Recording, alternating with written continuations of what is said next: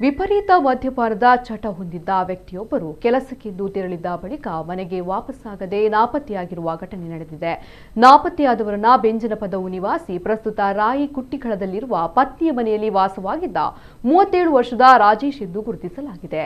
ಕಳೆದ 5-6 ತಿಂಗಳಿನಿಂದ ವಿಪರೀತ ಮದ್ಯಪಾನದ ಚಟಕ್ಕೆ ಒಳಗಾಗಿದ್ದ ರಾಜೇಶ್ ಅವರು ಮನೆಯಲ್ಲಿ ಪತ್ನಿಯೊಂದಿಗೆ ಗಲಾಟೆ ಮಾಡುತ್ತಿದ್ದರು ಎನ್ನಲಾಗಿದೆ. ಜೂನ್ 9ರಂದು ಬೆಳಿಗ್ಗೆ ಕೆಲಸಕ್ಕೆಂದು ಮನೆಯಿಂದ ಹೊರಟ ಅವರು ಗುರುಪುರ ಕೈಕಂಬ ಪ್ರದೇಶಕ್ಕೆ ತೆರಳಿದ್ದರು. ಆದರೆ ಬಳಿಕ ಮನೆಗೆ ವಾಪಸ್ಸಾಗದೆ ಅವರ ಮೊಬೈಲ್ ಫೋನ್ ಕೂಡ ಸ್ವಿಚ್ ಆಫ್ ಆಗಿದೆ.